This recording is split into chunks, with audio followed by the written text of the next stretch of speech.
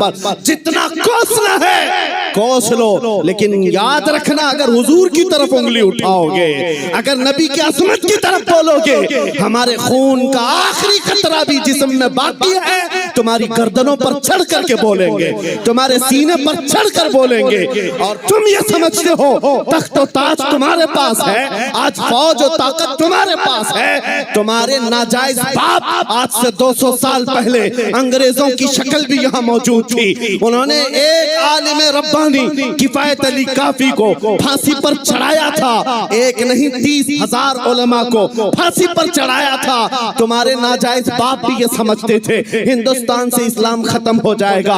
अरे उनका चूरा भी यहाँ बाकी नहीं रहा, सब खत्म होकर चले गए। तुम भी अपने अंजाम का इंतजार करो, कुछ देर की खामोशी है, फिर शोर आएगा। आज कुत्तों का वक्त है, कल हमारा दौर आएगा। लब्बैक या रसूल अल्लाह। बिस्मिल्लाहिर्रहमानिर्रहीम। अन्नबिय्यु औला बिल मुमिनीन मिन अनफुसिहिम सदक़ल्लाहु मौलाना अज़ीम। बारगाह रिसालत मुआब सल्लल्लाहु तआला अलैहि वसल्लम में एक बार दुरूद पाक का हदिया पेश करें। अल्लाहुम्मा सल्लि अला सय्यिदिना व मौलाना मुहम्मदिन मअदनिल जुदी वल करम व आलिहि व अस्हाबिहिल किराम व इब्निहिल करीम व बारिक व सल्लिम सलातन दाइमतन सरमदन अबदा। ये मेरी बड़ी सआदत और खुशनसीबी की बात है कि पटना में उतरने के बाद रबीउल अव्वल का चांद नजर आया है। आज मेरी शुरुआत रबीउल अव्वल की आपके इस शहर से हो रही है। पहले तो हम सिर्फ पटना की सियासत ही जानते थे, सियासी हलचल यहाँ की अखबारों की गर्मी नजर आती थी, लेकिन आज उतरने के बाद इश्क रसूल की गर्मी भी देखने को मिल रही है। यकीनन छोटी जगह जरूर है। नाज़िम इजलास कफील अंबर साहब से आप सुन रहे थे, यहाँ पर बैठे रह जाना, जमे रह जाना, ये भी अपने आप में इश्क का एक कमाल है। अभी बैठे बैठे दो चीजें आप महसूस कर रहे होंगे। मुझसे पहले एक नात मद्दाह रसूल शाकिर साहब पढ़ रहे थे और निजामत कफील अंबर साहब कर रहे थे। दोनों में एक कॉमन चीज दिख रही थी, पीछे से सुनने वाला दोनों को भी नहीं पहचान सकता कि इतनी उम्र वाला इतनी सुरीली आवाज में नात पढ़ता हो और इतना दुबला पतला आदमी इतना गरज कर नारे लगाता हो। दोनों भी समझ से बाहर थी। इस उम्र का आदमी इतनी मीठी आवाज में नात पढ़ रहा है और दूर से सुनने वाला कफील साहब के नारे को यह समझता होगा कि बहुत बड़ा हट्टा कट्टा आदमी होगा। लेकिन मेरे अजीजों, ये बात मैं इसलिए अर्ज कर रहा हूँ कि बचपन से हम सुनते आए हैं मोहम्मद के गुलामों में बुढ़ापा आ नहीं सकता। रसूल करीम सल्लल्लाहु तआला अलैहि वसल्लम की गुलामी में जो बाल सफ़ेद हो जाएं तब भी बूढ़ा नहीं है, जिस्म अगर गल जाए तब भी कमज़ोर नहीं है। बाकी अगर हुजूर से दूर होकर हट्टा कट्टा पहलवान भी हो तो हमारी ठोकरों में है, और हुजूर से वफा करता है, व्हील चेयर पर बैठा है, तब भी वो हमारा इमाम है, वो हमारा इमाम है। दुनिया जानती है ताकत और कुव्वत इस कुर्सी का नाम नहीं है, ताकत और कुव्वत इश्क मुस्तफ़ा का नाम। अजीज़ान गिरामे वक़ार, असल जिंदगी क्या है इसको आज महसूस करने की जरूरत है। सुभान अल्लाह। हम अपनी तारीफ पसंद नहीं करते, ये उनकी मोहब्बतें हैं जो इस तरह से हमें बुलाते हैं। मैं नबी करीम सल्लल्लाहु तआला अलैहि वसल्लम के दरबार आली जाह के गुलामों के गुलामों का एक अदना कुत्ता होने पर फख्र महसूस करता। सगे तैबा सब कह के पुकारे बेदम, बेदम वारसी ने ये दुआ किया था या रसूल अल्लाह, सारी दुनिया मुझे मदीने का कुत्ता कहकर पुकारे, सगे तैबा सब मुझे कह कर के पुकारे बेदम, यही रखियो मेरी पहचान मदीने वाले।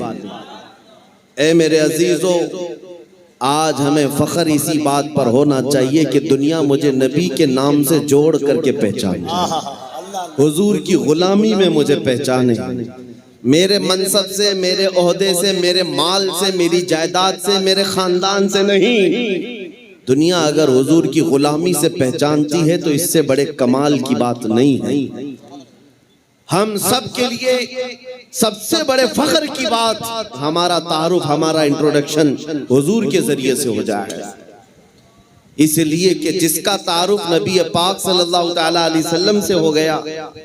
आप जानते हैं इमाम अहले सुन्नत फाजिल बरेलवी इमाम अहमद रजा खान क़द्दसल्लाहु सिर्रहु शरीफ मुजद्दिद आज़म है, लेकिन आपसे इख्तिलाफ रखने वाली जमातों में बहुत सारी हैं।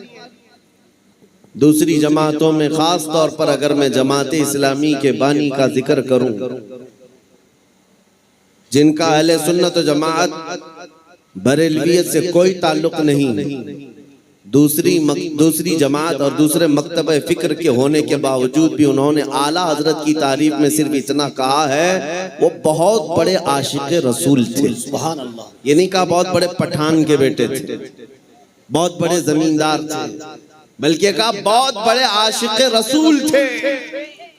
दुनिया अगर हुजूर के नाम से पहचानती है तब कोई तुम्हें फना नहीं कर सकेगा, नाम तुम्हारा हमेशा रह जाएगा। बेनिशानों का निशान मिटता नहीं, मिटते मिटते नाम हो ही जाएगा।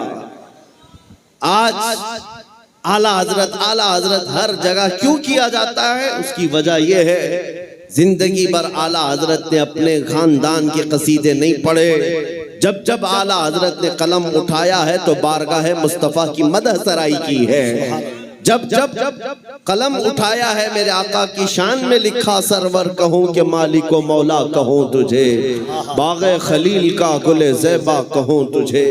100 साल गुजर जाने के बाद भी उनके कलाम पढ़ने से मुरझाए हुए दिलों में जिंदगी आ जाती है।